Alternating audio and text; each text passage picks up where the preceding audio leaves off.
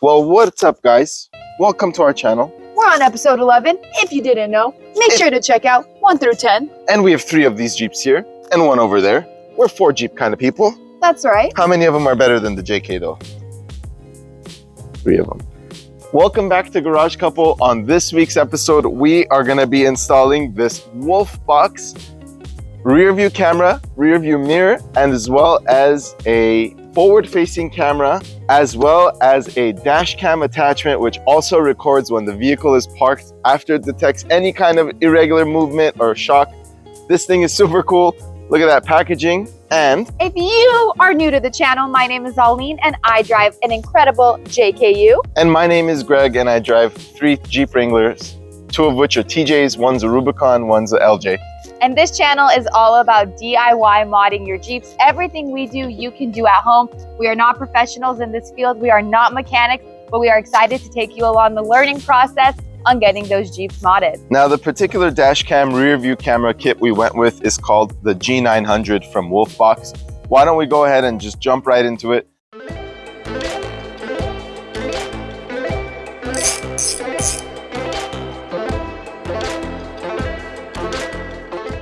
So what are your thoughts? I am excited to get this installed. We're all about safety here on Garage Couple, and this just adds another level on keeping you safe while you drive the Jeep. And if you haven't done so, check out episodes 1 through 10. This TJ has come a long, long way from fixing the death wobble to all the mechanical issues, changing the spark plugs and adding those fenders, that Garvin cargo rack, the rear tire carrier. We're getting very close to installing a lift kit. We're very close to installing some other parts, so make sure you stay tuned. Hit that subscribe button so that you could help us grow this channel. And let's jump right into this rear view camera install. We went with this unit because it records 4K. It also is pretty affordable. I will drop the exact link to this product in the description below. It shouldn't be that difficult of an install, although it is a universal product, meaning that it could potentially be somewhat difficult to install. So why don't we go ahead and start. Before you start, you want to make sure you have some simple hand tools, some simple electrical connectors, all of which are in our Amazon shop below. And that's pretty much all that we have. We have those Papa fuses, which will also drop below. It's about $10 for a 5-pack. So let's go ahead and unbox. The kit comes with a hardwire kit. Now this is going to be used so that your device gets power even when the car is off. So let's get unboxing and see what this baby looks like.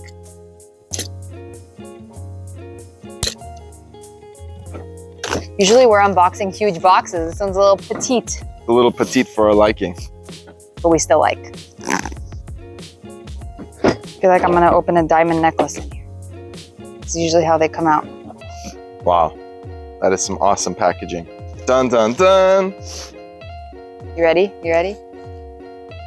Wow. Oh man. That's nuts. All right. So the idea is this is supposed to sit over your current mirror, so you actually don't really have to disassemble much. Wow. And there's the forward-facing camera. That's the dash cam component right over there. And these are the clips so that you could go ahead and mount it over your current rear view. Now this thing will be in full-time rear view mode, meaning that it's going to show you the back always on. As you're driving, if you have anything obstructive in the back of the Jeep, like a big tire or anything else that makes your current rear view mirror inaccessible, this will make it digital and allow you to see with a wide angle rear facing camera. And here is all your hard wiring materials. So it comes with a clip prying tool here. It comes with some wiring harnesses. One of these will be, so this is actually that rear view camera right over here, a decent amount of length. This is a 12-volt adapter if you choose to use the 12-volt outlet in the vehicle instead of hard wiring it. Whoops. We've got some double-sided tape and some back plates. This is your GPS right over here, so that if this detects any shock or changes or any like accidents or anything like that, it will automatically record for you both directions. Glass wiper. We got a glass wiper, and these are actually the tools. These are the pieces of rubber that you use to mount it on the rear view mirror. And then there is your user manual guide. So why don't we jump right into it step by step? Let's get her done. Let's get her done. So here we have the mirror right out of the box. I just want to show you all edges. This is, I believe, the bottom edge here. There's the power button on there. And then this is the top edge. You got a USB-C connection, the GPS outlet right over there, as well as the video input. Now this actually came with a 64 gig Samsung Evo SD card right over here, which is a really nice addition for this thing. Also, there's that front facing camera right over there. So hopefully when we mount this on our rear view camera, this is far enough left so that it actually sits okay. Why don't we go ahead and get installing? The very first step is to install the rear camera. So let's go to the back and let's get this thing mounted. Now you want to find a spot that's outside of the vehicle for the best situation possible. Now you want to find a spot outside of the vehicle just so that you get the best possible video as possible. Best video as possible, best view as possible. So if you have no other option, you can mount it inside, but you know, on these Wranglers, it's super easy to find a spot outside. So before we continue with the install, I'm gonna actually just use the 12-volt adapter. I'm gonna plug this in just so I could see the image quality on the camera. So why don't we go ahead and just remove that film. Oh, I'm gonna have to get closer on that, Greg. Wow. Whoa. Let's go ahead and plug this in. As I mentioned, we're gonna actually hardwire this. Oh, look at that. Oh, SD preparing, that's awesome. So, looks like that's the front facing camera. It's a really wide angle, look at that. And here's the rear facing camera. Looks like There I am. there's Ollie. And I'm guessing there's a way to make it so that it's just full screen display mode, just rear. Boom, so this is all rear. It's upside down. Okay. So let me talk to you about a quick issue we're having. Talk to me, Greg. Talk to you right now. So this camera, the rear view camera, its mounting holes are in this direction, and the actual camera is pointing out in this direction. So I've actually never seen a rear view camera that looks like this. Most of them, you mount it upright like this, and the camera, just like the stock vehicles, points out the back. So it's really, really, really difficult in general to find a spot that's flat on a rear of any car. I mean, I can't imagine this fitting on any car, to be quite honest with you, where you're able to just mount it flat so it points out the back. So as we were looking for a mounting point, there were a few things that we considered. One is, if you do remember on our earlier episodes, we added a flagpole mount to the rear of the vehicle. Now, there is a mounting point behind, but that would mean we'd have to remove the license plate, and we don't really have another location to move that license plate, so that doesn't work. Now, if you look in between the rim, there's no place for the camera to sit, so that's out of the question. Can't put it on the tire, that's not secure. We've decided to mount the camera on the tire carrier right over there. Right over there. Greg is gonna clean it to make sure there's no dust. Go ahead and wipe it down so it makes a strong connection. Then we'll test it out to see if it needs any more reinforcement. And I'm gonna just go ahead and tilt it towards the inside of the Jeep just a little bit.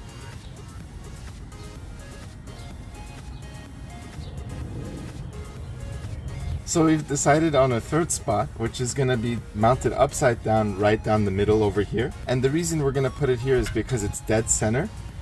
We went ahead and we wiped this down, and we're gonna just go ahead and stick. Now, there's a possibility that this double-sided tape won't hold as well as we'd imagine we'd want it to hold. So we could always just JB weld this down the line. So I'm gonna try to find a spot right dead center. And just go ahead and put some pressure on it and hold it there. Just like so. So the kit comes with two different types of attachments, just depending on how tall your mirror is.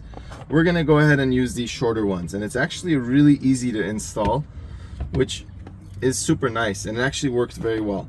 You're gonna go ahead and get this piece of rubber here, loop it over the top, come around bottom, and just clip that into place, and then just kind of repeat the same thing for this side here.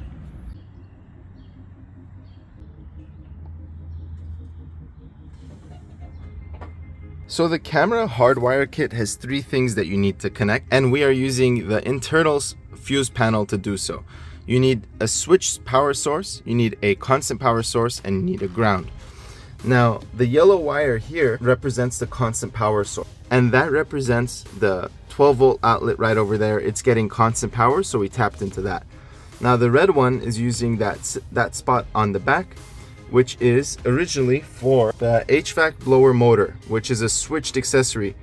So now And then as far as the ground, we are gonna be using this screw right over there. And as you can see, we haven't connected the ground yet, but we're gonna go ahead and connect the ground shortly. Why don't we show you how it looks with the ground?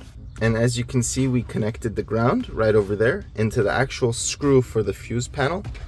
Now, Auline, what do you think? Let's turn it on. Why don't we go ahead and see what it looks like? Let me hand that to you. So if all goes as planned, this should turn on when I put the key in and turn it on.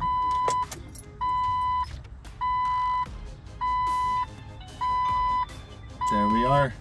There we have it. Perfect. So now, in a neat fashion, we have to route this wire, which is actually going to be super nice from this point because we have everything connected here.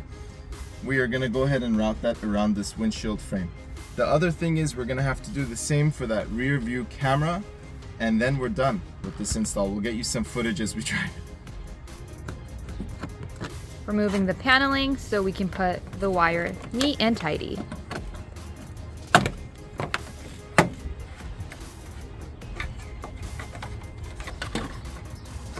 Auline said she's going to be able to fish this thing without removing any additional bolts.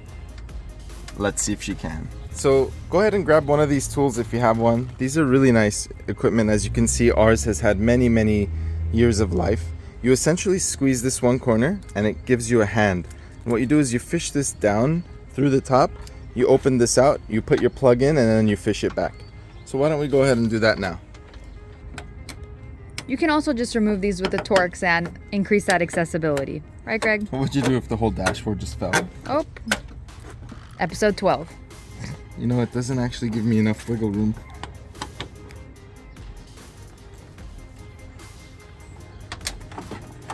We fished it and we found it in that deep sea of the dash. We went deep sea fishing, all from our driveway. Now using the trim tool, you can pull back the trim to go in and tuck that wire in. Now, anytime you're working with 20-year-old trim, just be gentle because it could easily break. Have you experienced that, Greg? Sounds like a personal issue. I have. We might as well do the rear view camera right now too. So we're just very loosely grab the wire. We'll tuck it all in later. So I have this all the way in the front. Our plan is to go underneath this trim, go from behind this quarter panel here and out the back tailgate. So our solution for the rear is we're actually just gonna wedge it between the tailgate. I was initially gonna try to figure out a way to make it go through that original back door cover, but it's just not gonna work. This is actually pretty decent because it allows us to tuck the wire all the way up here and around the upper trim over here where the hardtop would screw in. So that actually keeps the wire out of sight, but we'll see when we get to that step. So for now, why don't we go ahead and continue fishing, threading the wire up front, and then we'll go from there.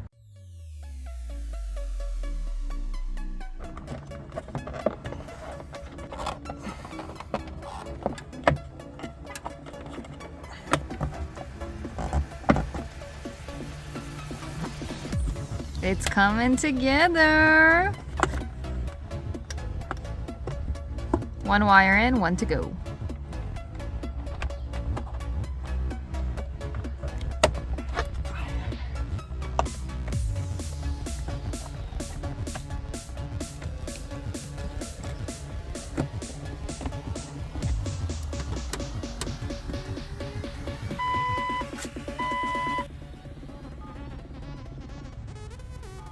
Now, swiping your finger from the left side to the right side causes the screens to split views.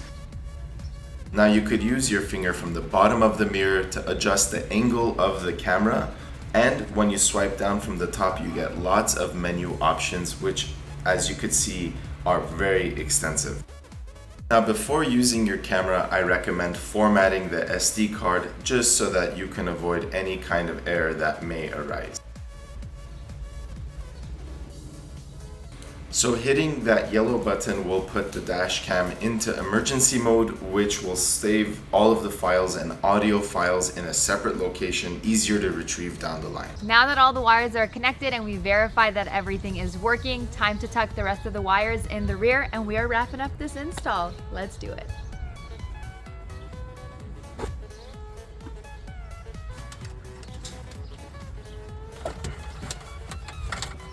What'd you say, Greg? Let's start putting back? Shiitake? Back. Shiznit. I'm actually excited to drive this. You're always excited to drive this. Yeah, I really like this Jeep. Yeah. I don't know why. Better than the Ruby? No.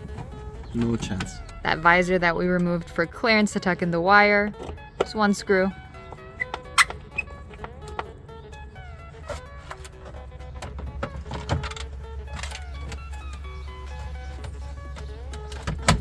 This job would be a bit easier if we had carpet to hide the wires with, but if you remember in our past episode, we decided to take all the carpet out and bed line the bottom.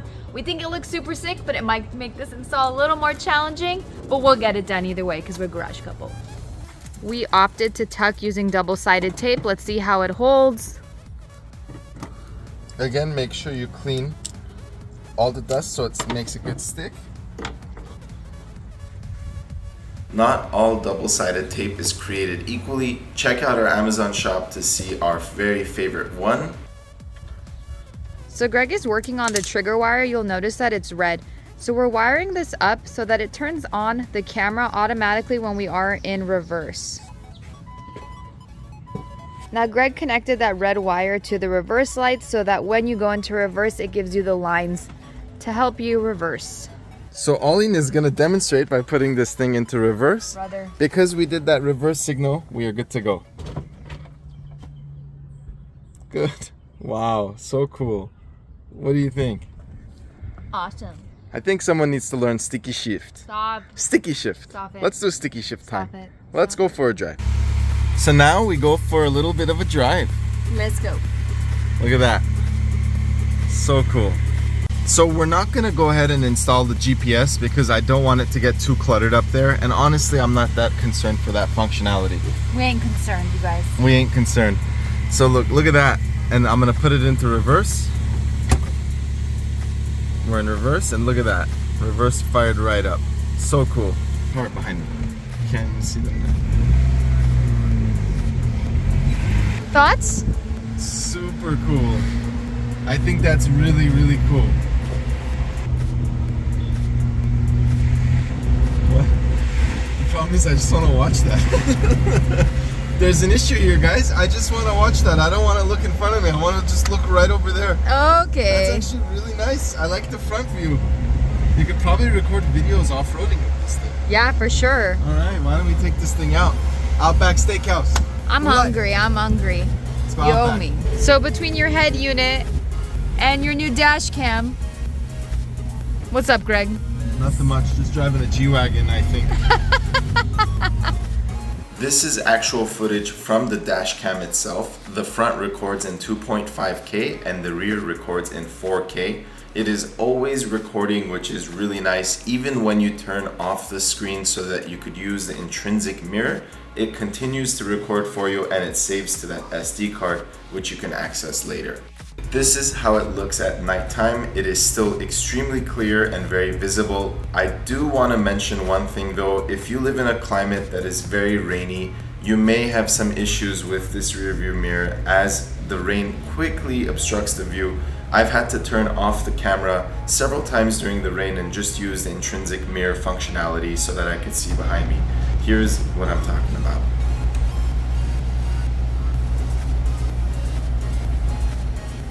Well, there you have it, you guys. We were in and out with this wolfbox install, and I think it looks incredible. You saw those driving shots. I think this thing honestly is a game changer. I love that it automatically starts recording as soon as you drive, which, you know, with a 64 gig SD card is probably like 2 hours of footage. You could lower the resolution if you'd like, and there's many different menu options and settings so that you could choose exactly how you'd like to set up your cameras. I think it's pretty neat that it clips on so quickly and easily. And as you saw, we just quickly wired all of the plugs. We did not install the GPS box because we did not want to fish a third wire as well as a clunky little box. We are also less concerned with accidents when we're not in the vehicle. Although if you decide to use it, it's not that hard to install. For those of you that haven't subscribed yet, make sure to hit that subscribe button so you don't miss any of this series. We are honestly just getting started. We have big things in store for you. And when she means big, the next week's episode, we are gonna change out those rear fenders to match our front tubular fenders. So make sure to hit that subscribe button so you see the choice that we went with, as well as our discount code. And if you want, like any of the products you saw today, including the installed product by Wolfbox, we will drop the link below. Catch you on the next one, you guys. Happy Sunday.